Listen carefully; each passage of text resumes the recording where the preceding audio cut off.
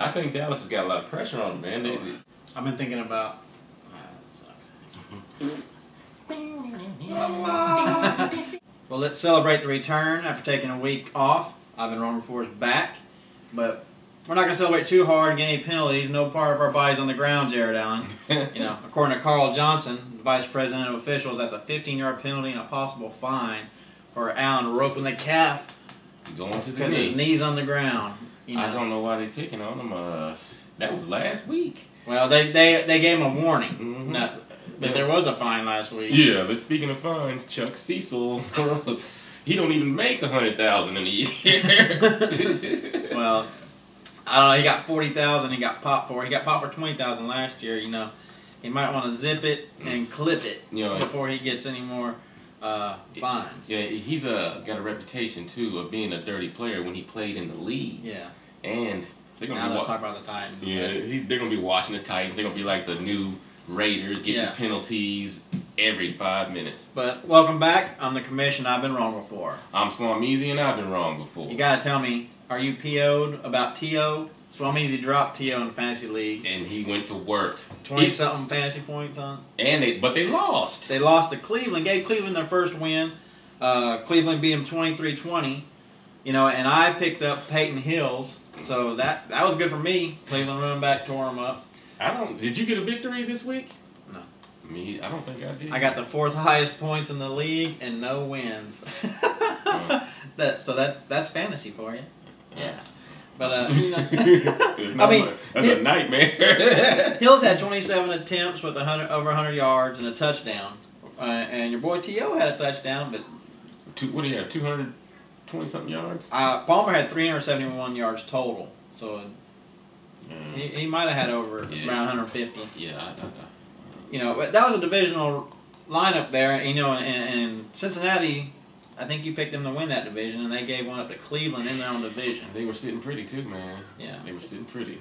Another divisional game that was a close one that you look at the game, and the only difference was the one interception that Indy had.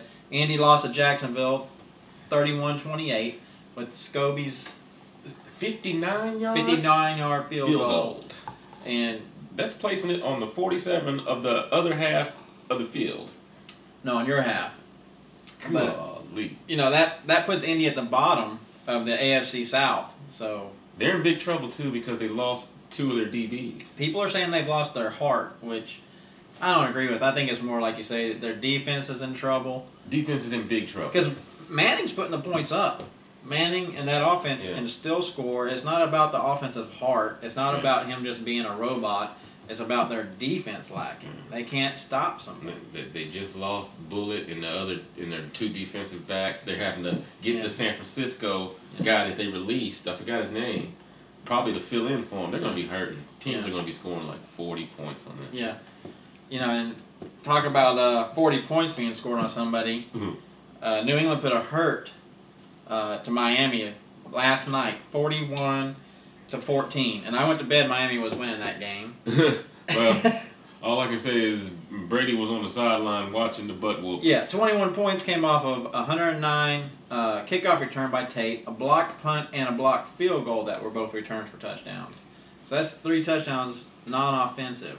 And guess who I got on fantasy? Brady, sitting on the sideline over there.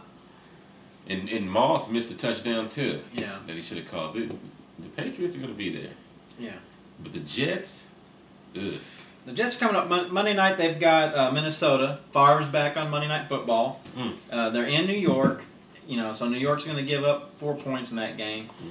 And I think Sanchez, he's really coming of age in his second year. He doesn't no sophomore jinx for him right now. Turn him loose. We'll see what happens. You got enough, and you got LaDainian playing very, very well. They're going to be good. The defense is still going to be top 4, if not number 1 by the end of the season when they get Revis back.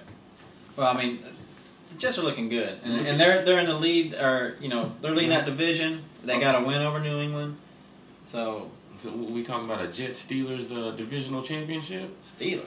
They are killing people without Roethlisberger, and he's coming back. Roethlisberger comes back next week. Oh my God! But there's another division game. You talk about Sanchez is Sam Bradford. Ooh. You know, Eight the great. the great in St. Yeah. Louis. You know, they beat Seattle. They made Seattle look bad. We thought Seattle was going to do something this year, but Me making progress. No. He's getting better every game, and you know, St. Louis, they don't have enough, but they can scare some people. well, Bradford has a 58% completion ratio. That's very But he's only got a 72 passer rating because he's got 6 touchdowns and 6 interceptions. You know, he could be the Sanchez of this year and take that team to the playoffs in his rookie season. He could, because who else is in that division? Well, you know, you got Seattle. Oh gosh, man, You know, you got Arizona, who's quarterbackless, they're hurting. and San Fran with no wins. They're 0-4 like we are, so I can't really pick on them. They're the best 0-4 team I've seen in a while. I think I wanted to pick them to win that division. That's why I'm not doing so well, man. You know, the only other games that we're going to look at from last week was Vic getting hurt with Washington beating him.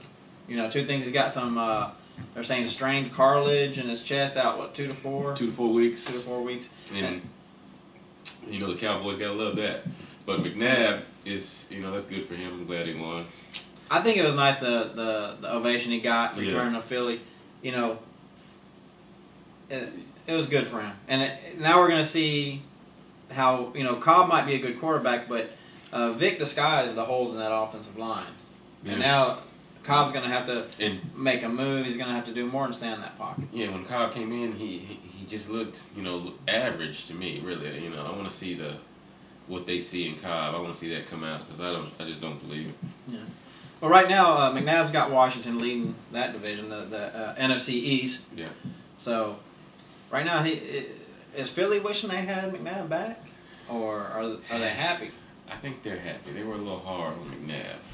Yeah. You know what I'm saying? I don't know if McNabb had his chance. I think they were just fed up with him failing. They thought Cobb was going to be the guy, but no. Cobb has not been the next Aaron Cobb Rodgers. is not going to be the guy. Chicago and the Giants sacked Cutler 9 times in the first half. Put him to sleep. Yeah. Concussion. It's over. I think my son just sacked Cutler. Did we got an update on that? That was every time I looked up, he was getting sacked. So you know, 10. I think broke a record. 10 and 1/2. 9 and 1/2. 9 and 1/2. So, you know, next week we've got Kansas City and Indy, and Kansas City's winning that division. They're 3-0. They didn't play last week, but they're undefeated. And Indy's had some problems on offense. Jamal might go crazy on that defense. I don't see Indy is in big trouble. Indy's given up 8 points in that game, so I'm pretty sure I'm going to have to take KC. Just a little hint. You know, we got Green Bay and Washington. That's going to be a test for both those teams. You know, and Green Bay's got a decent defense, so McNabb is going to have to do something to put up some points. And at the same time, you know, Washington's got that pass rush that Green Bay has trouble with that I mention every week. Yeah, and Green Bay, I picked them to win by the point. The spread was 14.5 on that game. I took Green Bay. I did too last week. And it was, they were up 27-3 or 27-10 at half. That must be why Detroit's favored to win this week. Well, you're talking about what should be a Super Bowl. You know, you got St. Louis and Detroit, but both these teams are improved. You know, we talk about St. Louis possibly winning that division. Detroit doesn't have a win, but they're 0-4. But they are definitely an improved team, and they should have had a win. Yeah. You know, a couple weeks back with Calvin Johnson's catch being taken away. Yeah. So that's going to be I'm interested to see that game. And, Yeah. I might have to go with. I'd like to change my mind at the last minute, but I'm going with Detroit right now. Detroit's losing 3, so that's. And they're at home. I'm going with St. Louis. 8th the Great is 8th the Great. Detroit's got a good D now. You can't deny them of that. I'm jumping on the St. Louis bandwagon right now. I'm on it. So I better jump on it too. I can't get left behind. Just one thing I've learned in the last 5 years: never bet on Detroit. Well, we're sorry we missed franchise this week. I'm sure he'll pick us up next week. Yes, sir. And Tune in next time and check us out at I'veBeenWrongBefore.com now. I gotta head up there, get a 6-pack, a Patsy Cline CD, and some bungee cords. I'll at you later.